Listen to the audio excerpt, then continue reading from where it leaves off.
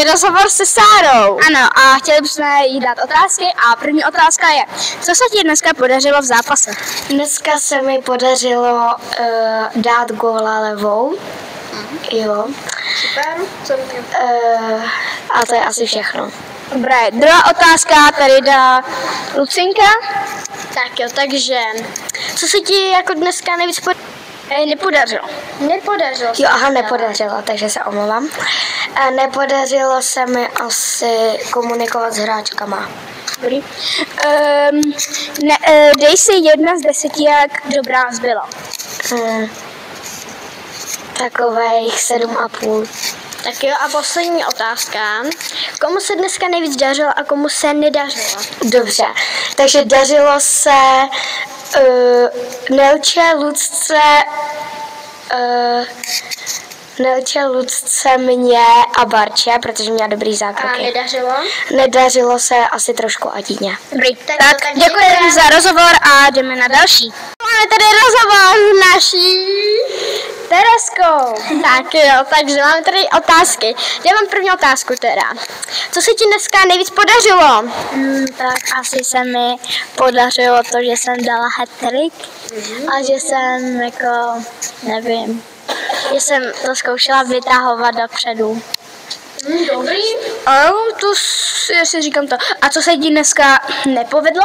Asi to, že jsem chodila do těch bojů a že jsem pak byla docela spavovaná. A že se neomluvili. Tak jo.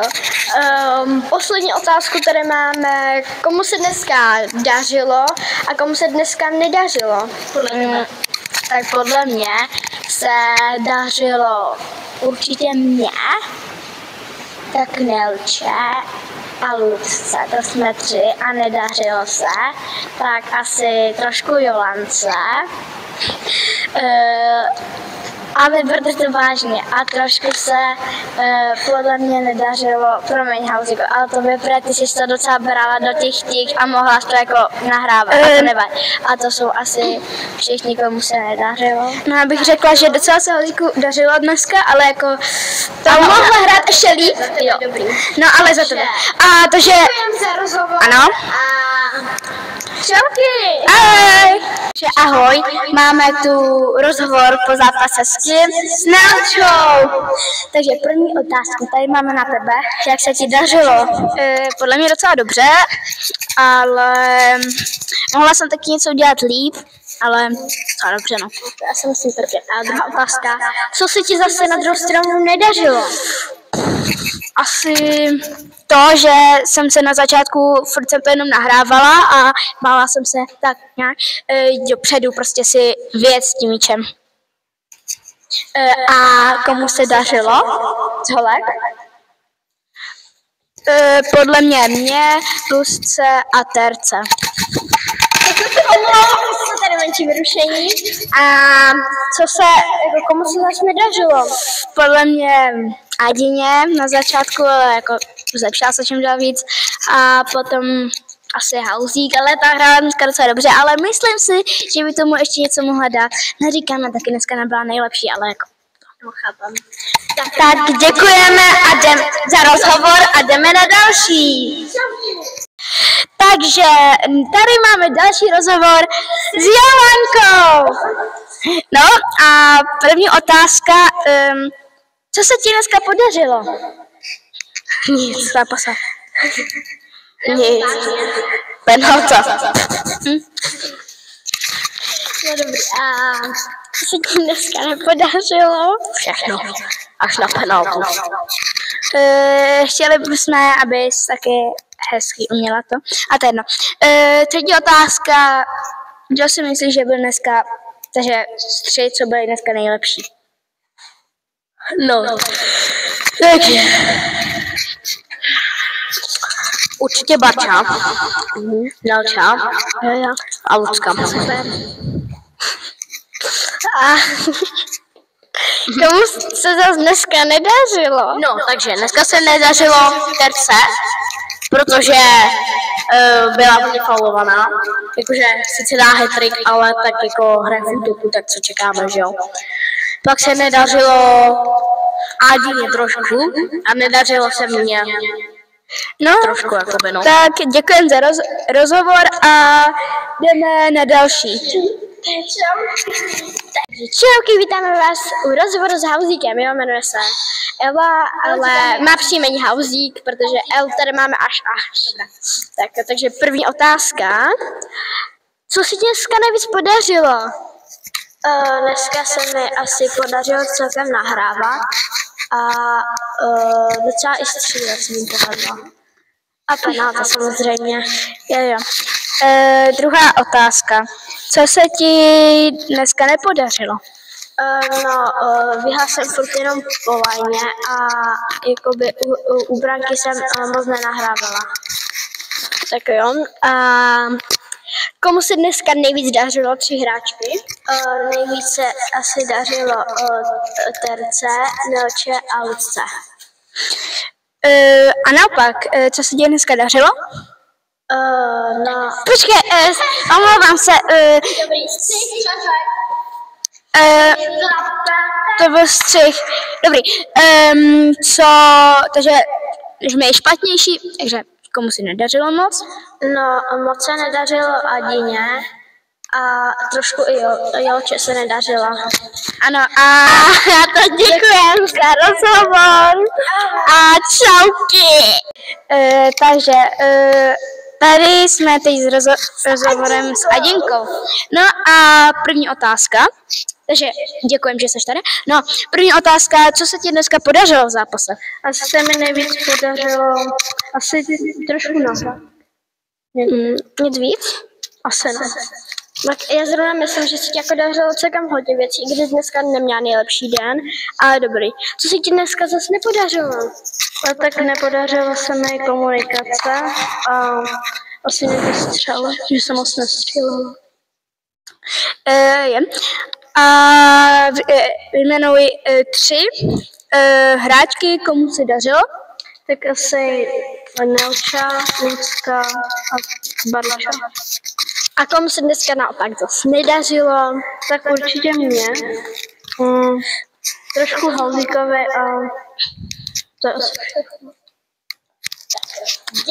Děkujem za rozhovor a jdeme na další. Ahoj! Vítáme vás u našeho dalšího rozhovoru a teď jsme tady s Barčou. Takže máme první otázku, Baru. Co se ti dneska nejvíc podařilo? Tak podařila se mi penalta a pár zákroků. A naopak, co se ti dneska nepodařilo? Že jsem dostala jakoby hodně gólů a přihrávku neřekla. To bych asi neříká, jako góly, ty byly spíš jako chybou... No a některý byly jako moje, no. Dobré, tak jo, máme tady třetí otázku. 3 hráči, kterým se dneska nejvíc dařilo. Tak já bych řekla určitě Nelu, Lucku a Sáru. Ano, a komu se nedařilo dneska? Tak řekla bych trochu Adině a trochu Hauzíkové. Tak jo, děkuji. No ty vole, tak se to sestříhej sama. Dobrý, můžeme. Tak jo, teďka byl menší přeřek, vystřihnuto a... Děkujem za tento rozhovor a mějte se hezky. Čau konečně. Takže máme tady další rozhovor s Lucinkou. Poslední. A první otázka. Co se ti dneska v zápase dařilo? No tak dneska jsem toho zase tak hodně nedařila, ale tak určitě se mi dařilo nějaký náběhy, nahrávky a většinou, že jsem to vždycky poslala od brány až někam pojet dopředu. A co se ti nedařilo? No tak dneska se mi nedařilo celkem dost věcí a nebylo to zase jako špatnou věc. Třeba se mi moc nedařilo jako běžet se od brankáře, že si udělám nějakou kuličku, to se mi moc nedařilo, potom vracení a to bylo asi všechno. Takže děkujem za podle tebe, kdo byl dneska nejlepší, takže 3 nejlepší dneska v zápase? Tak já určitě myslím, že jsi to byla ty, Nelinko, potom tady Tereska a potom jako já. A kdo byl nejhorší? Jako dneska se moc nedařilo Adině Nebo komu se nedařilo?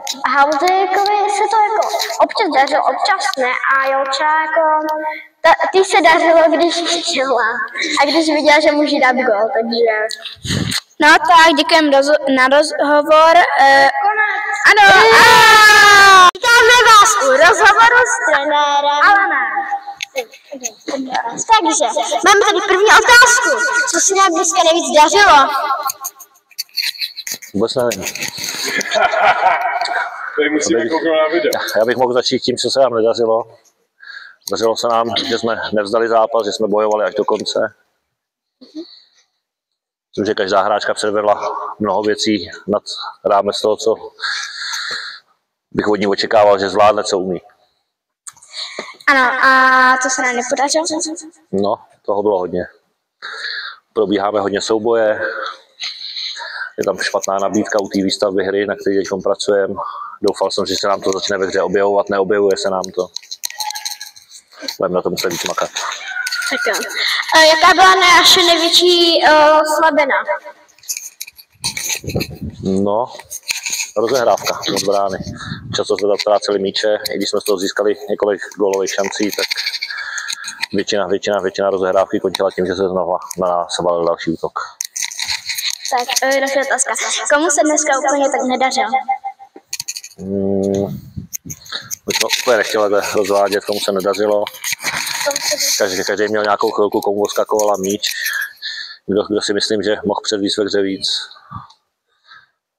Tak tam byly dvě hráčky, které si myslím, že mají navíc a nebudu jmenovat. To jsme říkali úplně stejný, co právě myslíš. Další otázka je, komu se dneska hrozně moc dařilo? Nebo více nebylo aspoň o trochu lepší než ostatní?